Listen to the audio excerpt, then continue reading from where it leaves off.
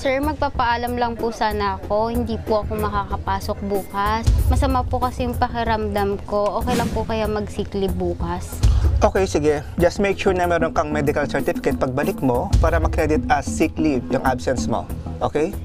Attorney, required po bang magpasa ng medical certificate para magamit ang sick leave? Legal ba to? Legal po ito. Sa ilalim po ng Labor Code, ang employer ay kailangang bigyan ng kanilang mga empleyado ng at least 5 days na sick leave sa isang taon. Obligasyon naman ng empleyado na mag-submit ng katibayan ng kanyang karamdaman. Ang medical certificate ay isa sa maaaring hingin na katibayan ng employer bilang katunayan ng sickness o karamdaman ng empleyado.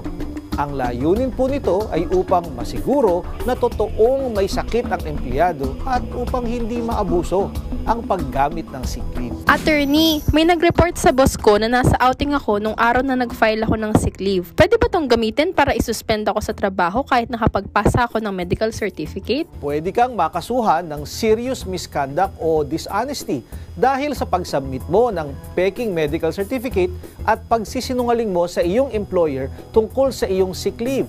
Ayon sa Article 282 ng Labor Code, ang dishonesty at serious misconduct ay grounds upang ma-terminate o matanggal sa trabaho ang isang empleyado. Seryosong bagay po ang sick leave dahil binabayaran ka ng employer mo ng sweldo kahit hindi ka pumapasok sa trabaho. Kaya hindi po ito maaaring gawing biro at bawal sa batas ang mag-submit ng peke o gawa-gawa lamang ng medical certificate. Kung kayo po ay may nais ikonsulta sa inyong lingkod, i-follow lang ang Facebook page ng Good Morning Kapatid. Mangyaring i-private message po ninyo sa akin ang inyong mga katanungan. Maraming salamat. Mga kapatid, Chiki Roa Puno po. Simulan ang inyong araw na puno ng impormasyong kapaki-pakinabang. Sama na sa isang makabuluhang umaga. Tumutok at mag-subscribe sa social media pages ng News 5.